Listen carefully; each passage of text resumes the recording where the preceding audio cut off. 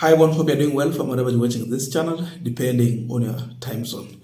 Now, we have had a protest in this country because of the finance bill.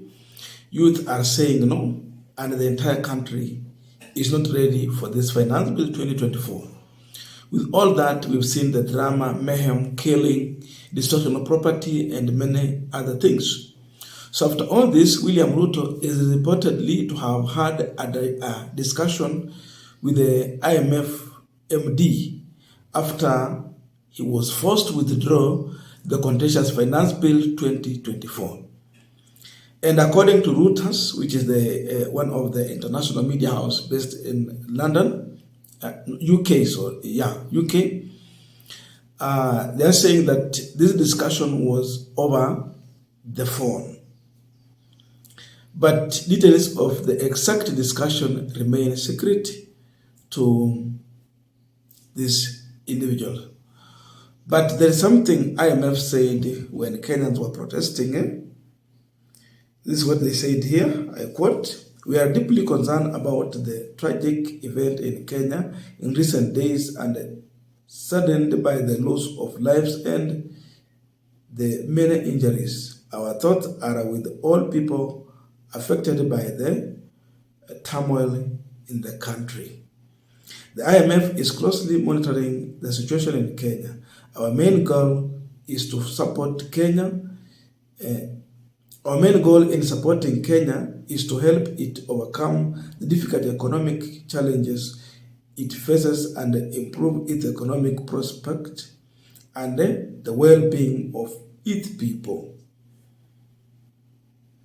That was IMF induction. When they speak like this, you would think these are angels speaking, and indeed, they are so much concerned of what is going on in Kenya. But the reality is here.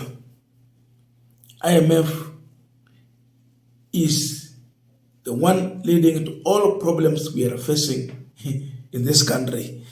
And William Ruto has proved to be listening more to IMF than he is listening to the electorate, who is also the taxpayer in this country. He don't listen. He listens more to IMF and World Bank than he listens to Kenyans. So I want us to look into maybe possibility of the discussion here, and also how IMF has been really, causing trouble to African countries. But before we go deeper into that, just a quick request for those who are watching and you've not yet subscribed, please consider subscribing. To our returning subscribers, I must say thank you so much. And again, to all our viewers, please give this video a thumbs up. Thank you so much, and back to this discussion. Now, definitely, Ruto is reporting back to IMF. Many believe that the finance bill 2024 we are having was drafted by IMF from the Treasury Office, Jogonandum. That is where IMF sat and drew the finance bill 2024. Then they handed over to the cabinet, and the cabinet handed over to the parliament. And Ruto was running members of parliament to vote in favor of the finance bill. Members of parliament voted for this. Then they had it. But the noise from the public made William Ruto to take a U-turn. So definitely he is reporting back that the country has rejected the finance bill. There is no peace in Kenya because of finance bill. So he has to negotiate with the IMF. That is the main discussion. You need money, do this. He has done it, but people are rejecting that. So you report back. That is the truth. So he is still looking for the advice from IMF on how to go about this, as people are rejecting it. Wakimwambia kuja weke tax kwa vitambulisho. Waambie kila mtu anachukua kitambulisho alipe 1,000 atakuja yeke. Remember the proposals and many other things. That for government services, you pay heavily, even on services that have been free to everyone. Kulipisha mtu ID ni kama kumfanya ni kama ananunua nini? You are buying a citizenship when it's supposed to be free. They collect taxes. So why put charges on things like ID and other things, and very heavy? So it is good we delay development but strengthen our economy by reducing foreign debt. That's the truth. We have to reduce foreign debt to manageable levels.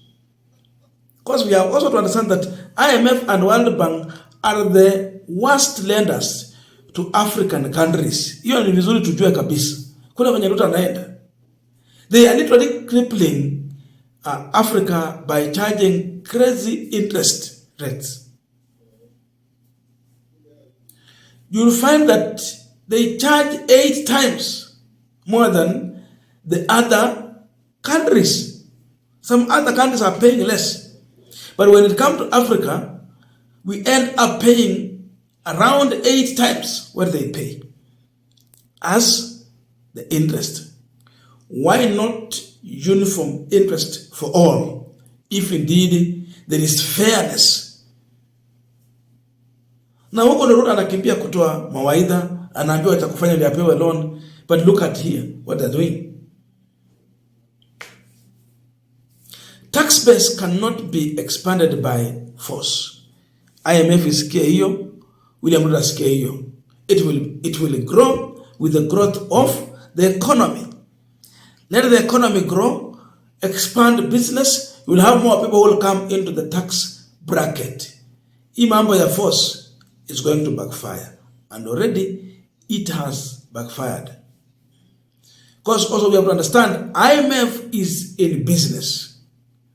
So development project isn't a must to please these people who are in business.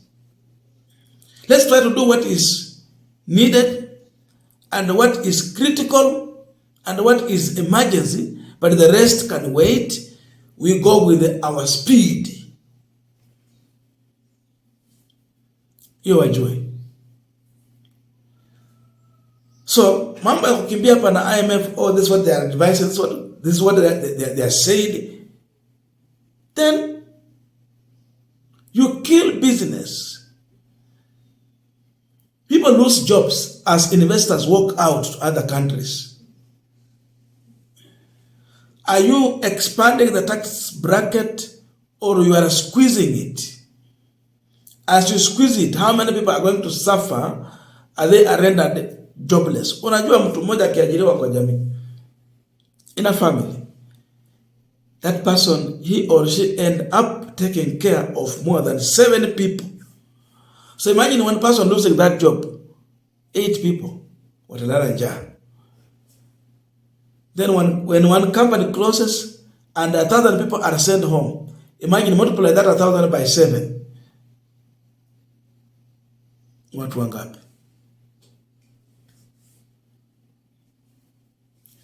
So it is all about discussing the finance bill with the managing director of International Monetary Fund. Na watu wa World Bank hapa. Now you understand. When we say that Ruto is listening to IMF more than he listened to Kenyans, when we know that IMF does not raise money here, it is Kenyans who will raise money through their taxes. But he neglects the person who pay tax that IMF needs to get the money back. But he listened to the lender as if IMF owned Kenya. This is the problem we have when you have a president who lack the legitimacy of the people, but, perceptually believed to have been put there through the outside forces. So he will listen to these people, then he listen to the people. And that is what has led to massive protest, consistent protest. People have become so resistant to this administration. It is no longer about finance bill rejection. It has changed to Ruto must go. He must understand the ground. As I speak to IMF, let him come with a well-informed decision that is favorable to economy and the people.